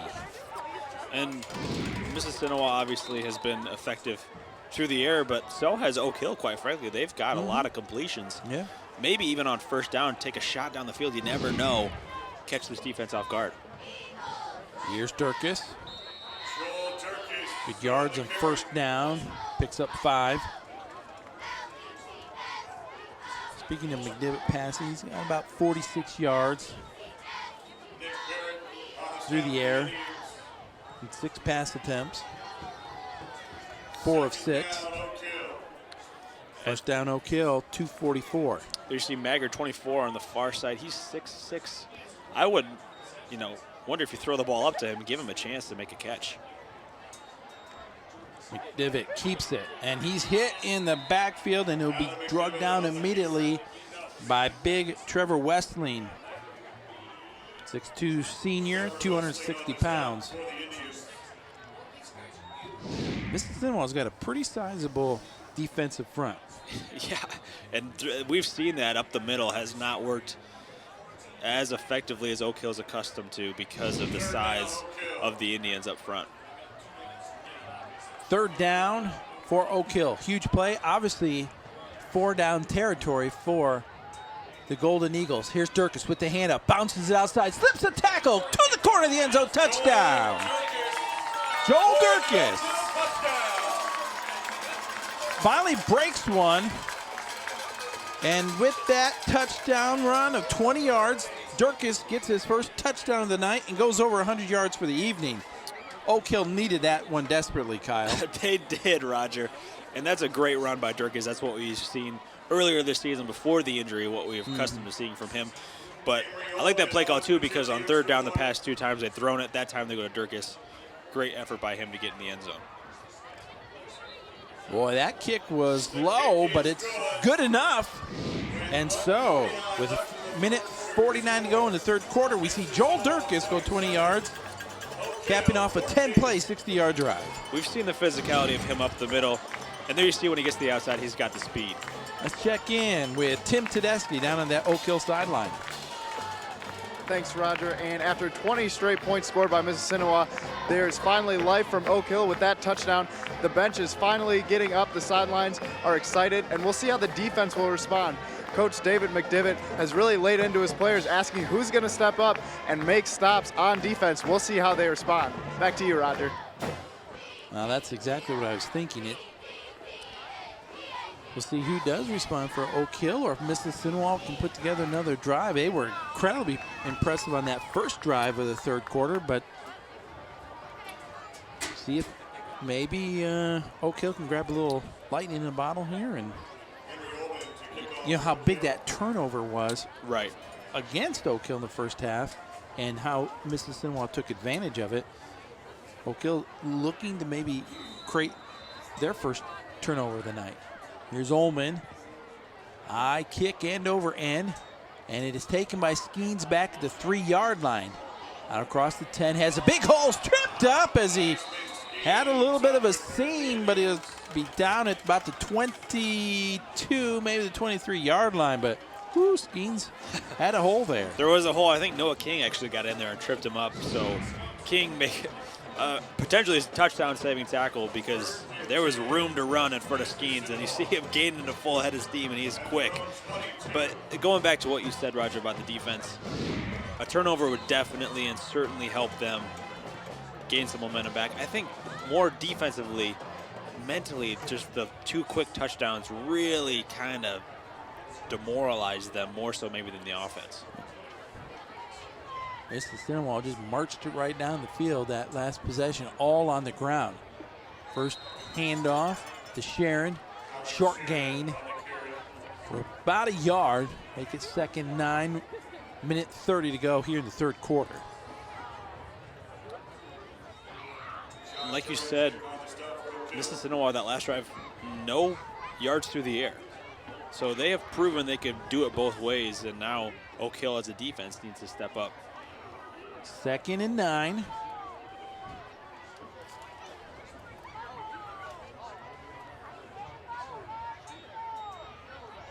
Once again, the handoff to Sharon, and a stop after a very short gain that time, and it'll be 3rd and long for Mississinewa, and we're under a minute to go here in the 3rd quarter now. A couple times though in the first half, though, we thought Mississinewa was going to look at a 3rd long, and they pulled out a big play. They did in the first half, but things have changed a little bit. They're up 27-14 by a couple scores. Do they try to run the clock? We saw that last drive. They can run the ball, but if they maybe shift their focus towards that, Oak Hill might be able to capitalize and stop them. 3rd and 8 officially. And now a penalty. See, did Mississinewa move? It's a legal procedure, I believe, against Mississinewa. Well, there's 29 seconds on the clock. Let's say Mississinewa runs the ball and the clock continues to run, but it's like a 4th and long situation. I wonder if Oak Hill would call a timeout. Again, we've talked a lot about the win. Make Mississinewa punt into this win. I think they would certainly consider it. McCoy's looking back. He's going to run some clock. Smart play here, because if they run the football here, there might not be any time once the play is over. Here's the pitch to Sharon. Turns it upfield. He's taken down. There's 7 seconds, and clock continues to run. Oak Hill is not going to choose to call a timeout. It'll be 4th and long for Mississinewa. They'll kick it away. And they'll do that when we come back, because it's the end of the 3rd quarter. Mississinewa on top, 27-14. High school football.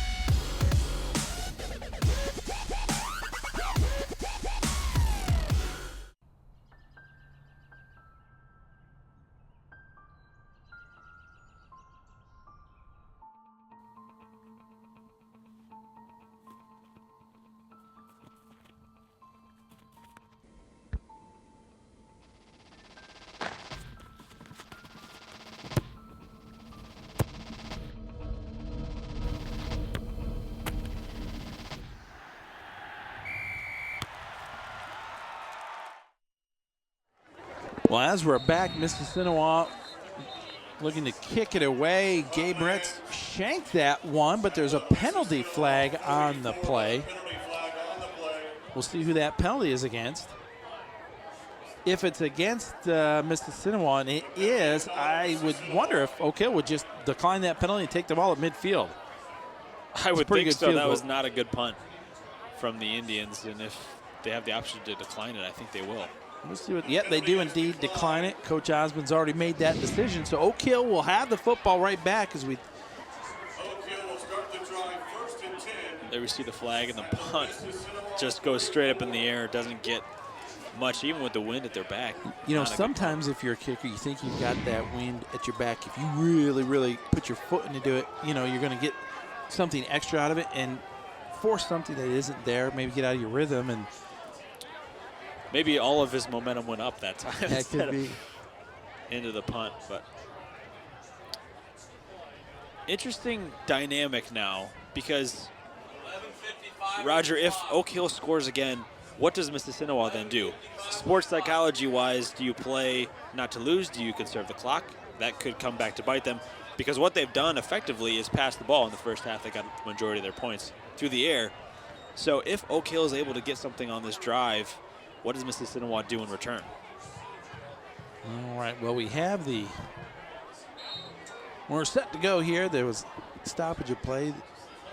Clock did not run, so now it's 11:55 on the clock. 1st and 10, Oak Hill. The ball is now spotted at the 46-yard line of Mississinewa.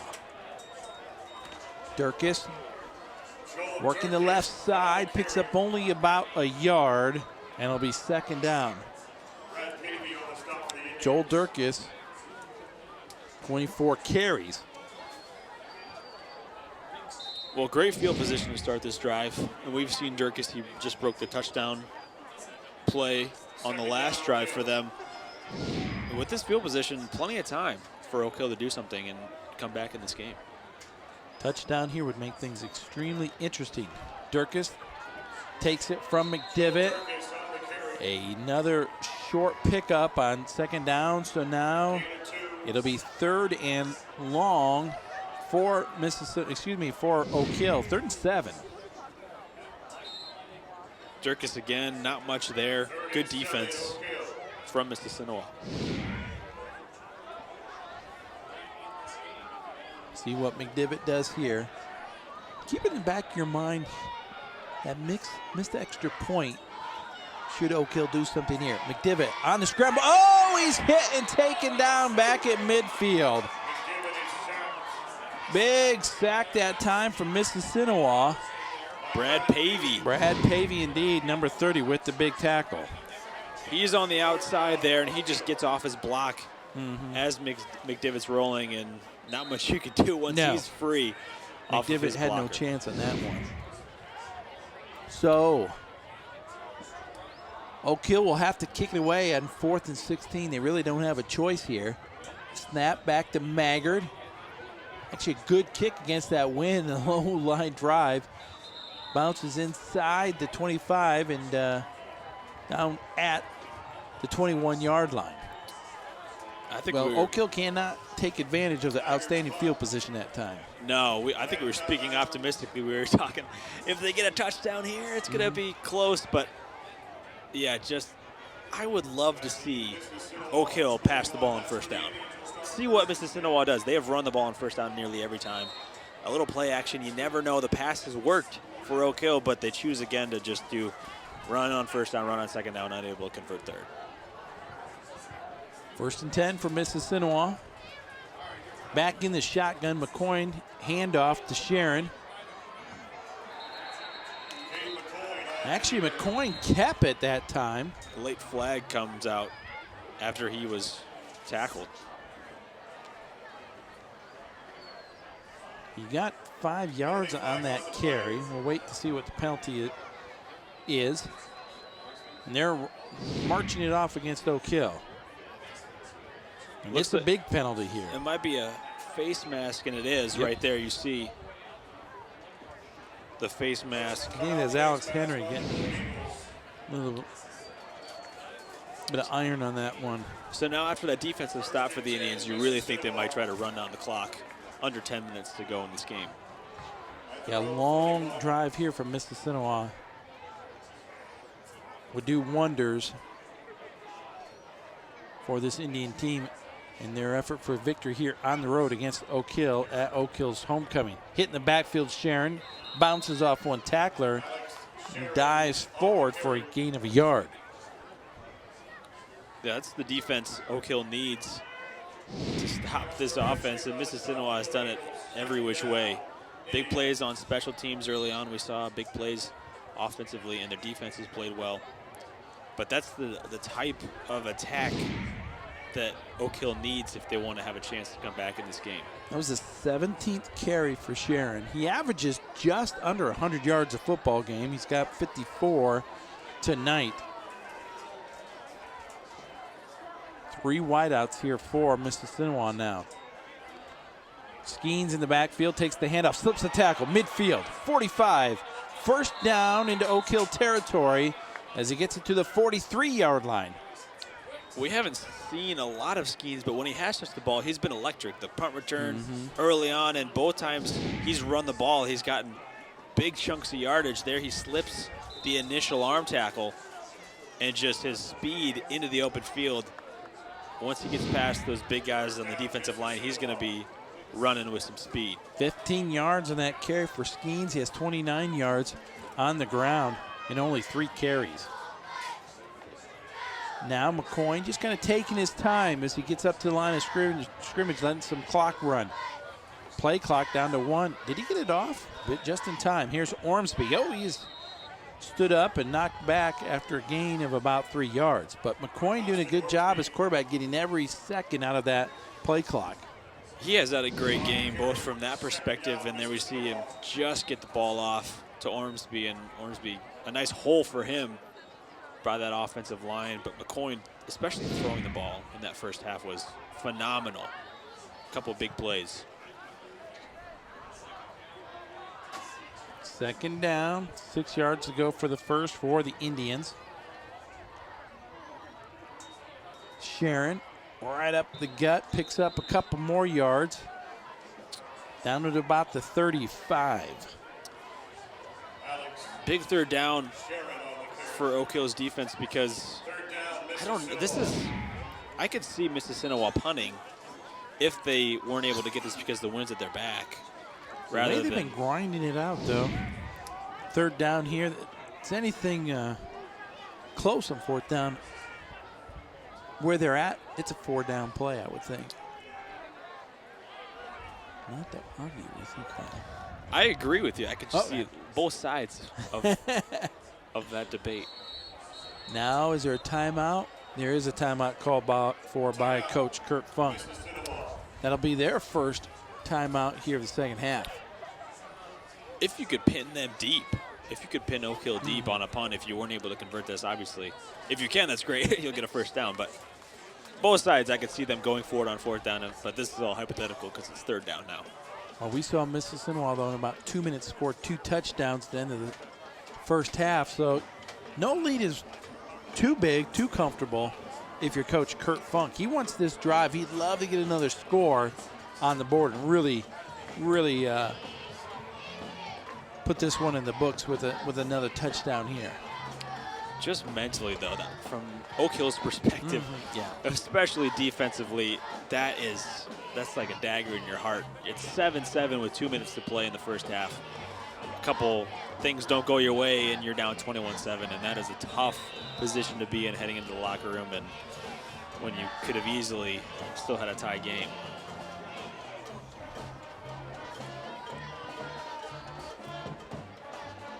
It'll be third down and 3 to go here for Ole Miss. The football just outside the 35-yard line. McCoy has Cowgill come in motion now towards the formation. Here's Sharon.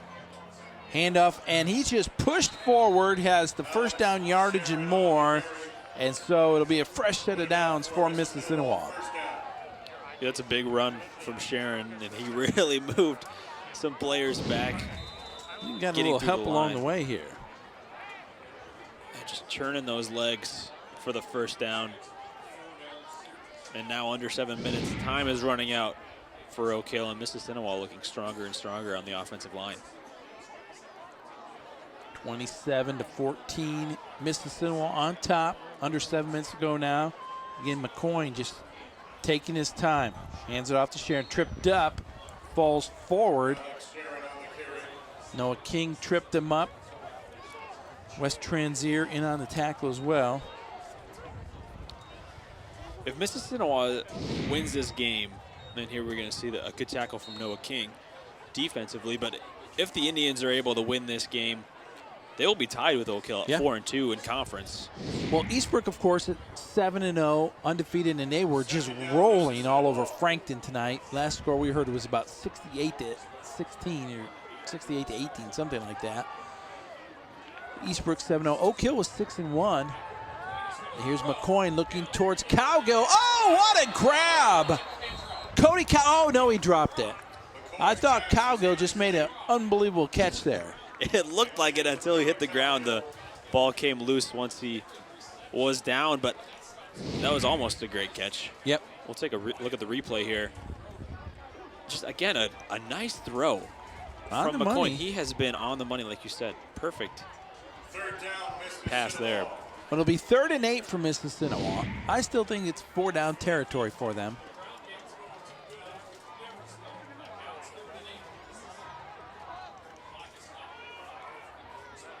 Five minutes and 50 seconds to go here in the ball game. McCoy hands off Sharon, hit in the backfield. Big O and Perkins wraps him up and pulls him down, and so it'll be 4th down for Mississinewa. Now maybe they have a decision to make with the wind. Good effort by Perkins, unblocked. That cannot feel good if you're Sharon. 280 coming to you, unblocked. He's going to feel that probably in the morning.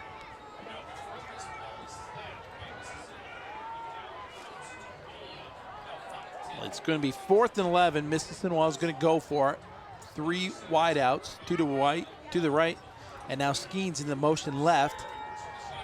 Here's a long throw towards the end zone. He's got his man, but overthrown, incomplete. And that was Cameron Baker. Yeah, Cameron Baker had a step on the defender. Yeah, that pass for the first time, McCoy a little bit off because Baker had a step. Maybe miscommunication. Baker was running a post route that passed behind his head. So Oak Hill gets the ball back. 5 minutes certainly is not a lot of time to come back from 2 scores down, but at least their defense is able to get a stop there. Yeah, they've got to find a way, though, to get a quick score here. They've got to find a way to make something happen, give themselves a chance here. Into the wind. McDivitt tosses it out here to the flat. Incomplete. His intended receiver was Christian Livingston. Well, they finally passed on 1st down, and it's incomplete, but I still like that play call. Now you need to attack because of the situation you're in, but I still think if they would have gone to this earlier, maybe caught the Indians off guard, but just a tough pass with the wind coming at your face and incomplete. Very difficult situation to throw into, though, right now with the wind coming straight out of the north. Another attempt here from McDivitt. That one was almost picked off. Heisman Skeens had a read on that one. That was a long throw that McDivitt had to make there. Yeah, that was just a simple slant route to the outside. And that, you're right, a long throw. And Skeens almost able to jump this. Gets a hand on it. Good D there. Well, it's 3rd and long now here for Oak Hill.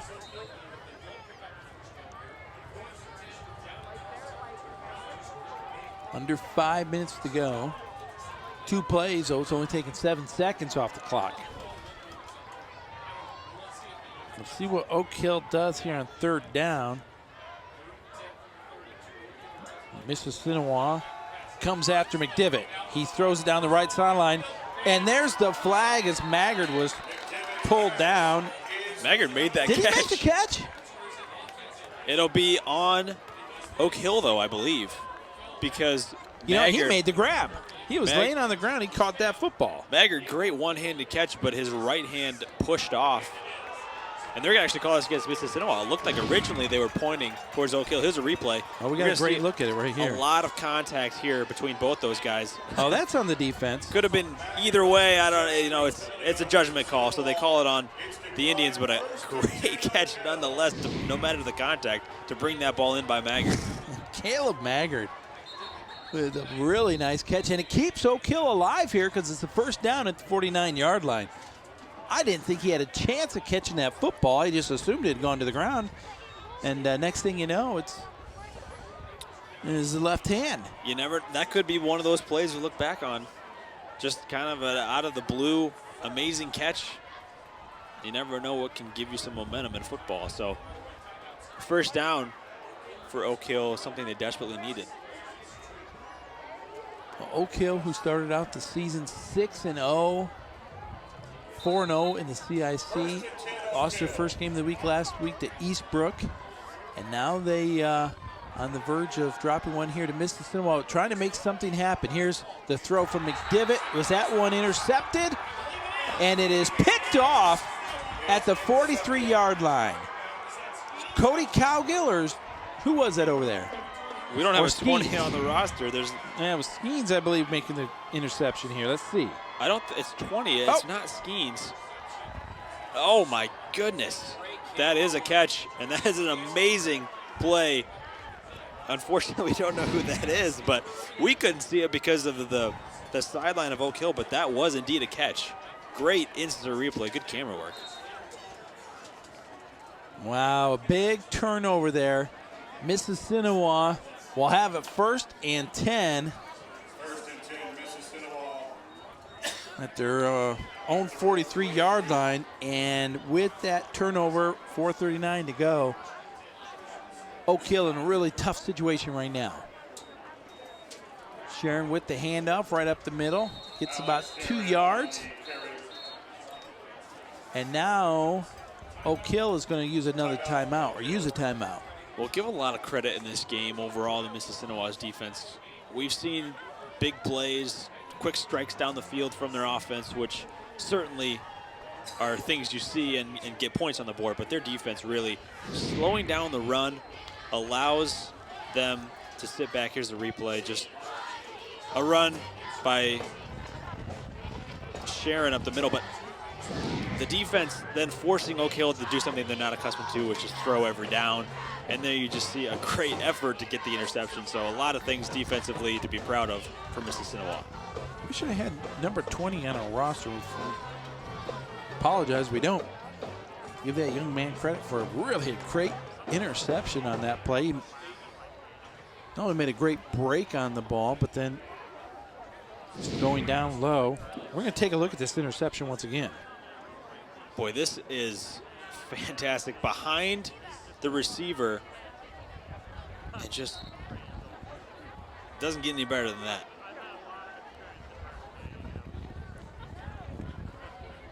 Now, if this was the NFL, we'd be, now, did that ball touch the ground? Did he have this? I think it's a catch. You know there's what? no And that's, doubt in my mind. I think sometimes replays almost overuse those situations. That's an interception. It's a catch. Maybe the ball touched the ground a little bit, but so what? Here's Skeens on the left side. Gets across midfield, cuts it back towards the middle. He'll get the first down on that run of about 8 or 9 yards there, and it'll be a first down Mississinewa. That's good awareness, too, from Skeens to stay in bounds. He was running to the outside, had the opportunity to be forced out of bounds, but he cuts it back to keep that clock running. Great awareness from Skeens that time. This will be a big win for First and 10, Mississinewa. Mississinewa. They believe they're better than their record indicates. It lost a tough one at McConaughey in week 2, 13-7. And then the loss that we had here on WIW a couple weeks ago against Elwood, where they did not play very well. Elwood had some big plays and upset them at home 19-7. Now, I think it's pretty apparent this time Eastbrook is the class of CIC. And Eastbrook beat Mississinewa down at Ball State 28-7. But Mississinewa thinks they should be the only the one-loss team. Yeah, they are a talented team, and a couple close, the second game of the season, close 13-7 loss. And then, as you said, didn't play well against Elwood. That was just kind of a weird effort by them. Elwood had the kick return, I think, to open the game, where a touchdown, and that is just not their best game overall. And then Eastbrook has just been unstoppable against everyone. A good look there at the head coach of Oak Hill. Couple really good football coaches here tonight. Bud Osmond at Oak Hill, Kurt Funk at Mississinewa. But we talked about this last week. Oak Hill, obviously the tough loss to Eastbrook. And we talked about Mississinewa being a talented team coming in for homecoming. How would Oak Hill respond? A couple things not going their way, but Mississinewa playing well.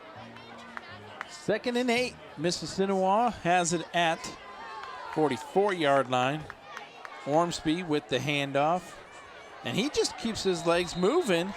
And what looked like it was going to be about a 3-yard gain ends up being about a 6-yard gain. Timeout, Oak Hill. Oak Hill will take another timeout to stop the clock, and Ormsby, that's just big physical running. And this will towards be end the of last timeout for Oak Hill. Yeah. So first down here for Mississinewa would just about do it. Yeah, I mean, the chances are slimmer and slimmer the more time goes off the clock for the Golden Eagles.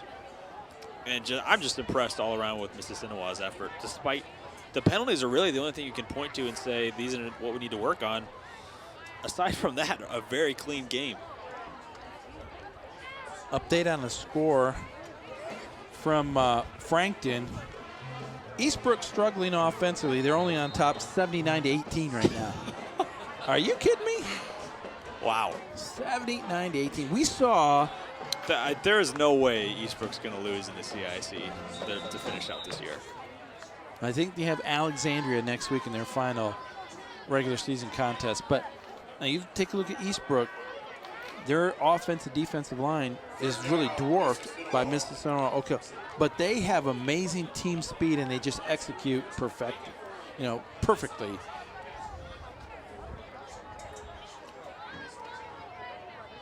There's a handoff to Ormsby. He may not have got that first down. We'll wait and see. It's very close. Depends on the spot. They're going to say fourth down. Yeah, it is going to be short. Fourth down, Mississinewa. It's a great tackle. Yeah, and Josh Taranchik just standing up Ormsby, stopping him in his tracks. there's been times in this football game where Mississinewa has, on offense, they've gotten up to the line of scrimmage. They're moving quickly, a lot of tempo, getting the snap off quickly. This second half, they got that big lead, and they've been running clock, taking their time. And now that is Oak Hill's final. Mississinewa is going to use the timeout.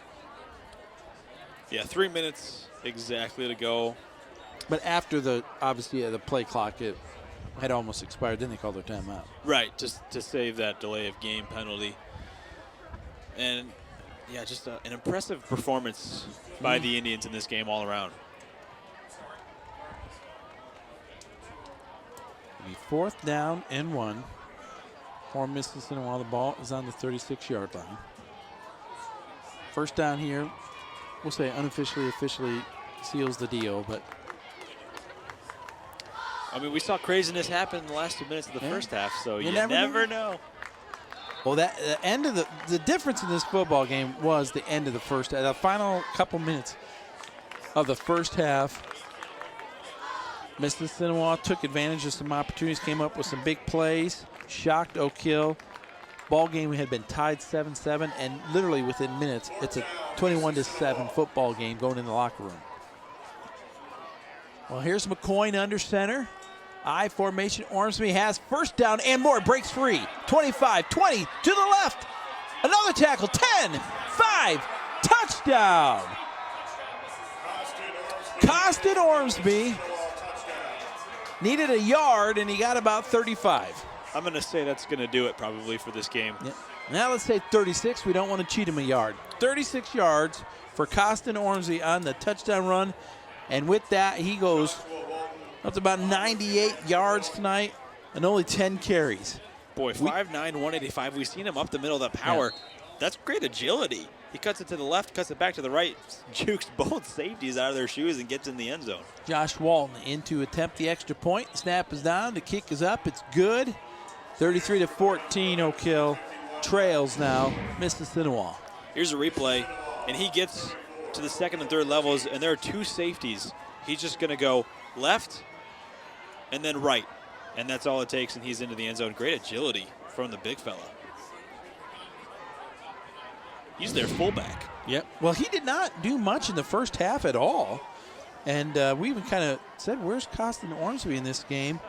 I think he had 6 yards in the first half. In the second half, 92 yards.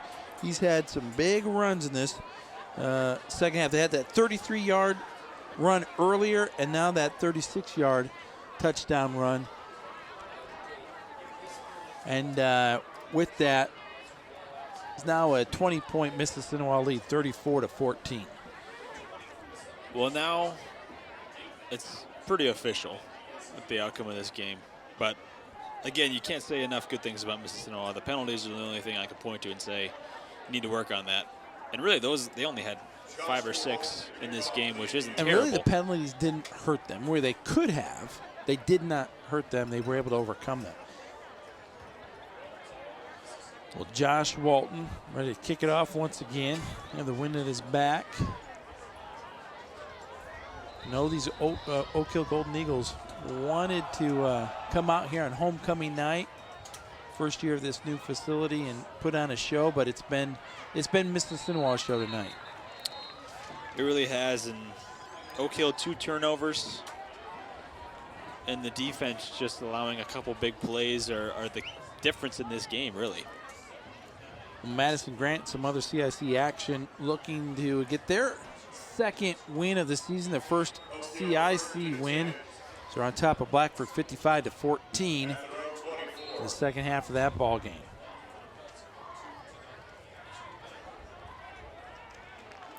Talked about Eastbrook. These teams had similar scores. Mississinewa losing 28-7, Oak Hill 28-14 to the Panthers. Rolling out. Now keeping it is McDivitt, and he's just pulled down from behind. Retz again making a tackle in the open field. I was waiting just for a second to see if there might have been a penalty on that tackle, but official right on it. It looked from our angle like it could have been a horse collar, but the ref was right there and didn't call it, so.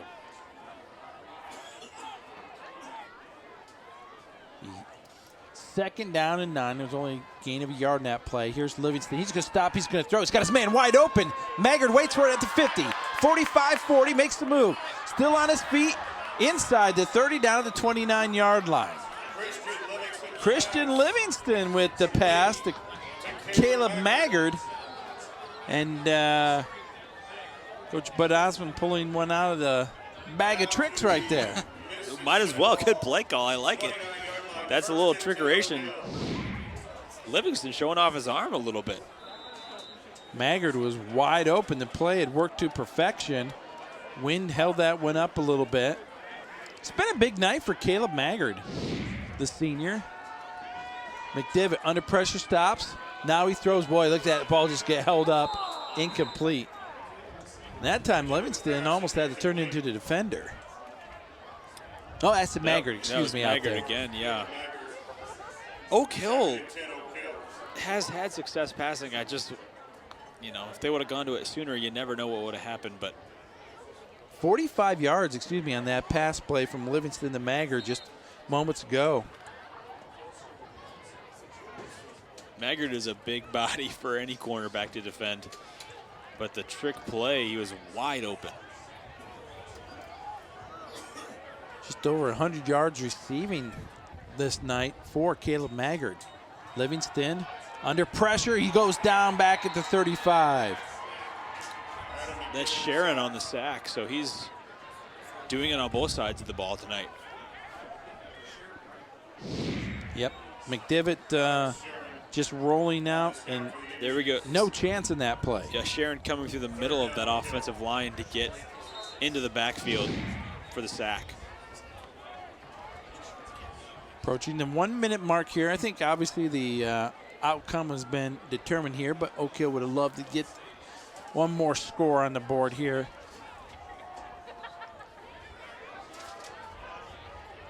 It's 3rd and long now, 3rd and 16. Straight drop under pressure. McDivitt's hit, and it's intercepted at the 18. Up the left sideline, out across the 35, out near the 40-yard line. And that'll do it. That one's picked off by Mississinewa. Brandon Baker with the pick, and there you see the wind really holding up that ball underthrown, and pretty easy catch for Baker as he undercut that pass. There's a flag. I didn't see, it has to be after the play. Either clipping or maybe unsportsmanlike on the bench. See if we see anything on the replay. McDivitt, he got hit pretty hard when he let that one go. There you see Baker just undercut the route because the ball wasn't underthrown. Pretty easy catch. Well, there's a personal foul going to be called for against Mississinewa on the play. It won't really make a difference here as we're under a minute to go. Kyle, this is our final broadcast of the year of high school football in Grant County. It's been a great year. Ball State, what a day that was. Oh, that 4 was a games. blast. That was a lot of fun. Great season for high school football in Grant County. Certainly want to thank everyone who worked extremely hard to get these broadcasts set up for us. We just have to show up a couple minutes before the games. Talk, but real there's heroes. a lot Oh, of work that goes into getting all the cameras and cables and monitors and headsets and everything that's involved set up. I mean, it's an all-day thing, and we certainly want to thank the crew that works on that. Paul Crisp, Garrett Matney, Nathan Johnson, some of the unsung heroes. Well, that'll be it. That's the final play of the game. Mississinewa with the big night. Wins this one on the road at Oak Hill 34-14 as the teams come together and shake hands with the win. Mississinewa now moves to 5-3 overall and 4-2 in the CIC. Oak Hill drops to 6-2 overall, 6-2 in the CIC. So Mississinewa trying to make a statement really as they look to finish this season strong going into sectionals. No one's going to win the CIC or take it away from Eastbrook. That's obviously been, it's really been determined now that even if Eastbrook would drop one next week, can't imagine that would happen. But there's no more one-loss teams in the conference. Yeah, only 79 points for Eastbrook tonight. Yeah. But a great win for Mississinewa and Oak Hill. 2 tough losses back-to-back. You got to just power through it and have some pride in high school football. Well, once again, Kyle, on behalf of everyone here at WIW-TV, want to thank you for joining us this season. Thank you for those who've been with us all season long, putting these broadcasts together. Once again, your final score, 34-14, Mississinewa wins.